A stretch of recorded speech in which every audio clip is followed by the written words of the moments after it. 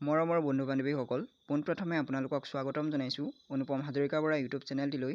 আজি মই আপোনালোকৰ বাবে লৈ আহিছোঁ DME মেডিকেল এক্সামৰ বাবে কেইটামান অতি গুৰুত্বপূৰ্ণ প্ৰশ্ন উত্তৰ। প্ৰতিটো প্ৰশ্নই গুৰুত্বপূৰ্ণ হয়, আপোনালোকে ভিডিঅ'টো স্কিপ নকৰাকৈ চাব আৰু যদি ভিডিঅ'টো চাই ভাল লাগে তেনেহ'লে লাইক এটা কৰি চেনেলটো প্লিজ ছাবস্ক্ৰাইব কৰি ল'ব।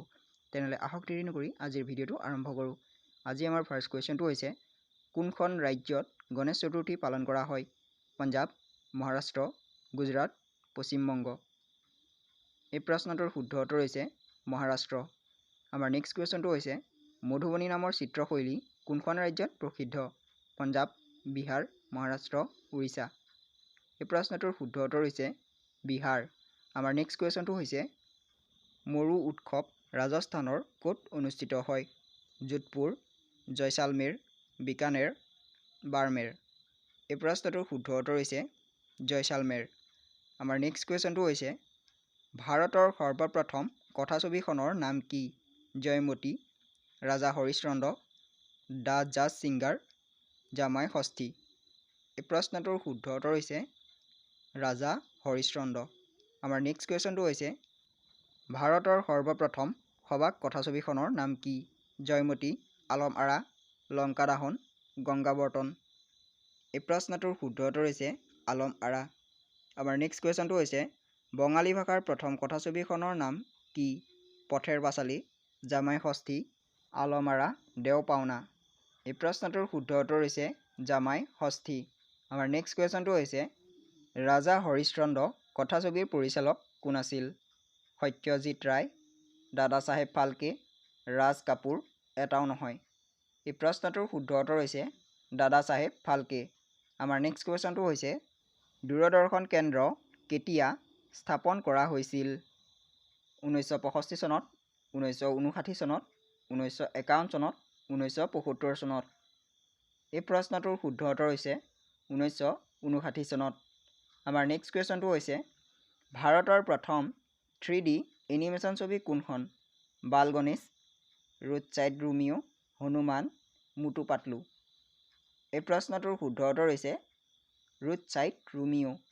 আমাৰ নেক্সট কুৱেশ্যনটো হৈছে পুষ্কৰ মেলা ক'ত অনুষ্ঠিত হয়? বিহাৰ, ৰাজস্থান, কৰ্ণাটক, কেৰেলা। এই প্ৰশ্নটোৰ শুদ্ধ উত্তৰ হৈছে ৰাজস্থান। আমাৰ নেক্সট কুৱেশ্যনটো হৈছে ৰামকিংকৰ বাইজ এজন বিখ্যাত নৃত্যশিল্পী, ভাস্কৰ্য শিল্পী, অভিনেতা, তবলাবাদক। এই প্ৰশ্নটোৰ শুদ্ধ উত্তৰ হৈছে ভাস্কৰ্য শিল্পী। আমাৰ নেক্সট কুৱেশ্যনটো হৈছে হৰ্ণবিল উৎসৱ ক'ত হয়? মেঘালয়, নাগালেণ্ড, অসম, মণিপুৰ। এই প্ৰশ্নটোৰ শুদ্ধ উত্তৰ হৈছে নাগালেণ্ড। আমাৰ নেক্সট কুৱেশ্যনটো হৈছে জালিকাট্টু কি উৎসৱৰ লগত জড়িত? ওনাম, পোংগল, বিহু, শিৱৰাত্ৰি। এই প্ৰশ্নটোৰ শুদ্ধ উত্তৰ হৈছে পোংগল। আমাৰ নেক্সট কুৱেশ্যনটো হৈছে অস্কাৰ পুৰস্কাৰৰ বাবে মনোনীত প্ৰথম ভাৰতীয় কথাছবিখনৰ নাম কি? গাইড, মাদাৰ ইণ্ডিয়া, কুলি, ডন। এই প্ৰশ্নটোৰ শুদ্ধ উত্তৰ হৈছে মাদাৰ ইণ্ডিয়া। আমাৰ নেক্সট কুৱেশ্যনটো হৈছে অস্কাৰ পুৰস্কাৰ লাভ কৰা প্ৰথম ভাৰতীয় কোন? A.R. ৰহমান, ভানু আথাইয়া, সত্যজিৎ ৰায়, গুলজাৰ। এই প্ৰশ্নটোৰ শুদ্ধ উত্তৰ হৈছে ভানু আথাইয়া। আমাৰ নেক্সট কুৱেশ্যনটো হৈছে কোন চনৰ পৰা অস্কাৰ পুৰস্কাৰ আৰম্ভ হৈছিল? 1901 চনৰ পৰা, 1929 চনৰ পৰা, 1931 চনৰ পৰা, 1950 চনৰ পৰা। এই প্ৰশ্নটোৰ শুদ্ধ উত্তৰ হৈছে 1929 চনৰ পৰা। আমাৰ নেক্সট কুৱেশ্যনটো হৈছে অস্কাৰ পুৰস্কাৰ কিমানটা বিভাগত দিয়া হয়? 12টা, 24টা, 17টা, 10টা। এই প্ৰশ্নটোৰ শুদ্ধ উত্তৰ হৈছে 24টা। আমাৰ নেক্সট কুৱেশ্যনটো হৈছে 2017 চনৰ শ্ৰেষ্ঠ অভিনেতাৰ অস্কাৰ কোনে লাভ কৰিছিল?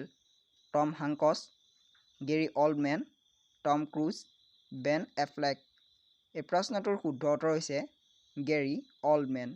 আমাৰ নেক্সট কুৱেশ্যনটো হৈছে 2017 চনৰ শ্ৰেষ্ঠ চিনেমাৰ অস্কাৰ কোনে লাভ কৰিছিল?